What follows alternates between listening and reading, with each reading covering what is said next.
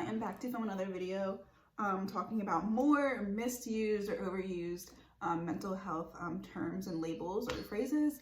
I recorded that other video probably like in real time. I recorded it probably like at the beginning of February. And then after I recorded it, I actually asked just like my friends on Instagram like what they thought were some misused terms, and they responded to me like in like a little questions poll of my Instagram stories.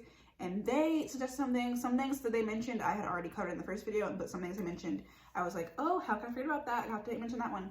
So I'm doing a part 2 of this video. I'm still gonna do the psychopath and sociopath video totally separate because I want those to be like their own video. And like I said, I can cover that in a whole span of a whole video. Those are like very like lengthy topics to talk about, which I'm happy to do. But today we're gonna just do another round of misused and or overused mental health terms, phrases, labels, whatever you want to call them. It was kind of fitting just to remind everyone that like you need to like not mislabel people, but also take people seriously when they are being vulnerable about their diagnoses or their struggles, and also just to remember that we are all human beings at the end of the day, basically. So the first one, my friend Sam from high school actually mentioned OCD, which like I don't know how I forgot about that, but that is so commonly like misused and overused. People will always say like, oh, like it's just my OCD acting up, or like, oh yeah, I have OCD so bad because I need this to be organized. Which yeah, OCD has a lot to do with like not liking things to like physically and visually be a certain way, but it has a lot to do with like routine and actual like the heightened anxiety you have when you can't have that done. So it's very like ritualistic, it's very like set in stone, and it's not just like, oh, like I really hate looking at the black remote sitting next to the white couch and like it needs to be on the other side of the couch where the other black appliances are. That's not, I mean, that's not OCD. It goes much deeper than that, much harder than that, much more severe than that. There is like an actual physical response and a sense of impending doom and fear, similar to that of anxiety, when you are having like an OCD reaction to something. It is very much like a condition that you're not just doing because you're like super organized or super cleanly or super like paranoid because you watched a scary movie last night, so now you have to check the backseat of your car 3 times. It's truly a disorder. I'll quickly like read the definition of it, I guess. Okay, this is from the Mayo Clinic. Obsessive compulsive disorder features a pattern of unwanted thoughts and fears, which are the obsessions, that lead you to do repetitive behaviors, which are the compulsions.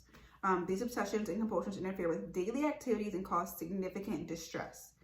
The symptoms include obsessions and compulsions together, so not just one or the other, but it's also possible that you could have only the obsession symptoms or only the compulsion symptoms.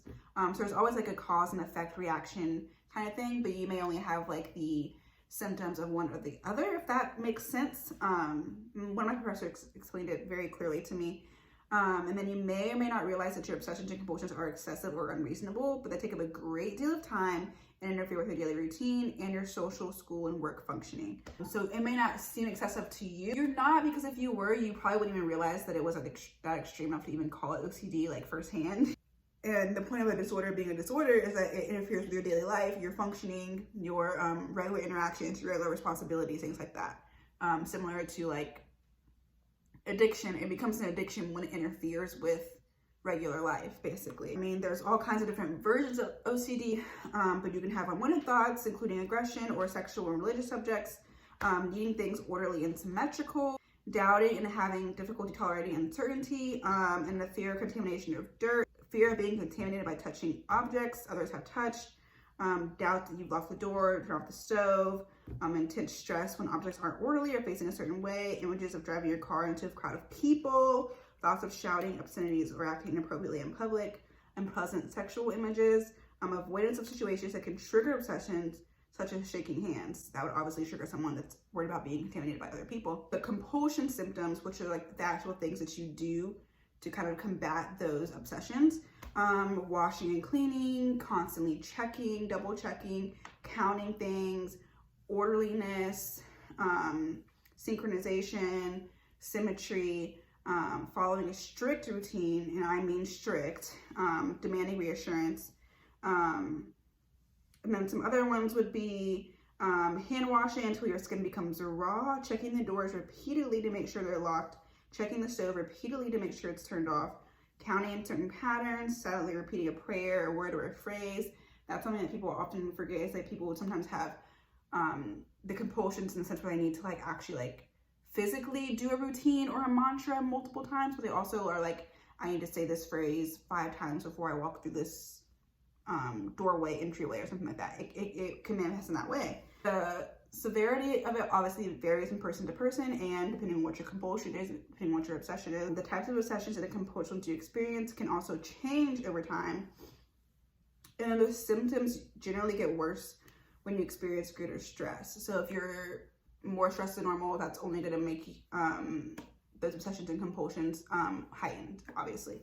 I didn't want to spend that much time on that. I didn't realize that I did, but basically in a nutshell, that is OCD. Insomnia is another one that my friend Sam told me that he felt like was misused and overused.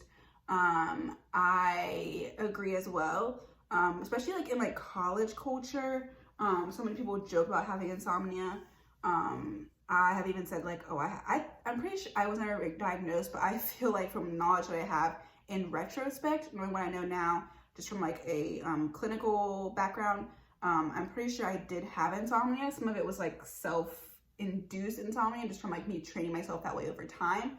But yeah, a lot of like, especially like in college culture, just like staying up late, or like I can't go to sleep, or oh yeah, I pulled an all-nighter to study. And not so much pulling on all-nighter, because I know it has a purpose, but just like that whole like, okay, no one's telling you to go to bed at a certain time, or like you're doing whatever you want to do. We're in that like late teen young adult phase where it's like it's cool to stay up late, or like you have no reason to go to sleep. People a lot of times will like call it insomnia, or it's like you can't sleep one night on a random Tuesday and all of a sudden you're like tweeting like, oh my gosh, my insomnia is so bad, when really it's just like, all right, you had caffeine that day, or you slept in late. Insomnia obviously has to be a repeated action that like happens over a period of time, not just like a one-time thing, or like every once in a while kind of thing. It obviously has to have like some kind of pattern to it in order to be diagnosed. And then you can look into there's so many different sleep disorders out there. Insomnia is just really one of them. And a lot of times you would think that people are describing insomnia when really they're having something else, like restless leg syndrome. Or there's one that's like a REM sleep, like disruptor. There's a disorder that basically disrupts your REM sleep in particular, like just that portion of your sleep. There's a name for that. So there's so many different sleep disorders. I would love to study more about sleep. When you learn about sleep in psychology courses, at least in undergrad, sleep is tied really closely to memory as well. So that's like a super interesting like little bubble within psychology that I would love to like dive more into. My friend Brooke commented and she said self-love, which I feel like I kind of covered self-love when I talked about self-care in the last video. I'll just reiterate that I said basically like self-love is used as like a statement, but sometimes what you're doing isn't really like self-love, like overindulging or over rewarding yourself, or kind of like having bad habits under the guise of self-love, like, oh, I deserve, so I'm just gonna go home and order a pizza and eat the whole thing by myself because I had such a rough week, so girl, I deserve. Sure, now and then, sure, but like I feel like self-love can be so much more harmful mentally and physically, a lot of times physically, but mentally and physically. I'm not just talking about food either, but a lot of times we think what we're doing is out of self-love, but it's really just like kind of enabling ourselves in a way. And I don't want to get too much into that because I don't want my words to be misconstrued, but if you're interested in like discussing that more, or even debating with me, I'm fine with somebody debating with me in a respectful way and in a like educational way. We can talk about that some more, self-love and self-care. I'm open to talk about that more in the future. But that's my take on it, and clearly I'm not the only person to feel that way because other people commented and agreed as well. So this one, trauma bond. I'm gonna pull up the definition for this because first of all, I didn't even know trauma bond was a thing until like well into college. Like probably my junior or senior year of college. Lo and behold, trauma bonding isn't like really like, it can be defined, but like that's something that also would have to be covered in like a couples counseling setting or like a interpersonal counseling setting. You can't just, obviously one individual can't be diagnosed with a trauma bond. And a trauma bond isn't really even a diagnosis. It's just like kind of something that is used as a descriptor for something that's being observed. You know what I mean? So it's not like a condition. It's something that can be kind of like anecdotal or like familial history, battery of some sort. You might know that there have been trauma bonds between certain family members and things like that. From Medical News Today, it says trauma bonding is a psychological response to abuse. It occurs when the abused person forms an unhealthy bond with the person who abuses them. And this is not to be confused with like Stockholm syndrome. I guess Stockholm syndrome is a more niche down version of a trauma bond, I guess you could say, but the abuse could be physical, mental, emotional, verbal, you know what I mean? And a lot of times, especially in the Black community, we love to scream trauma bond.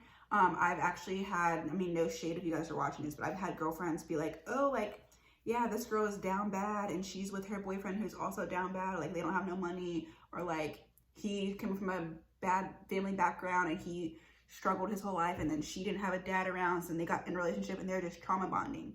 And it's like, that's not really what trauma bonding is. Just because she had a bad background and he had a bad background and they're bonding over the fact that they both experienced trauma, that's not what trauma, like, people were taking the words and like taking them very literally, I guess. I hear Black people use it a lot, and I hear them use it a lot when talking about just like regular relationships, where it's like, oh yeah, like her boyfriend lost his job, he doesn't have a car, she's paying all the bills, but she still has issues with her old baby daddy, and they're only still dating each other because they're trauma bond or whatever. And it's just like, that is not what that means. I feel like the Black community in particular misuses trauma bond a lot. It's not being abused out from like outward sources and then bringing that abuse into the relationship. It could be if you're abusing in the relationship, but like, if I was abused previously, you were abused previously, or you witnessed a terrible act, I witnessed a terrible act, and then we get together, that's not really trauma bonding. Trauma bonding is when we experience the trauma within us, and then that kind of like manifests itself in our relationship and kind of almost builds or encourages our relationship to continue due to what we experience together. Trauma bonding is very much focused on what is happening interpersonally between the two people that are in the relationship. And again, that's the relationship of any kind. That could be a mom and daughter relationship, a like grandparent relationship, a significant other relationship, a sibling relationship.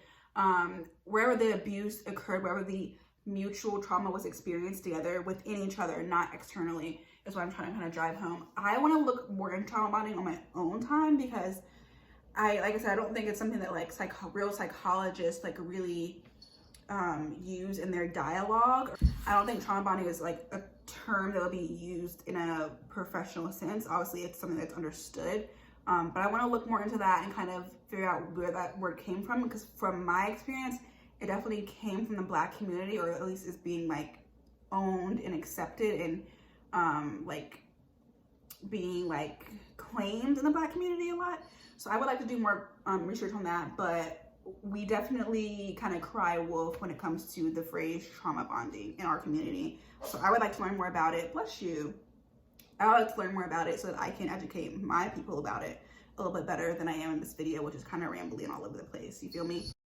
The last one is gaslighting. My friend Tanisha mentioned this one. So I actually learned the complete wrong definition of gaslighting, and for years misunderstood what it meant to gaslight someone.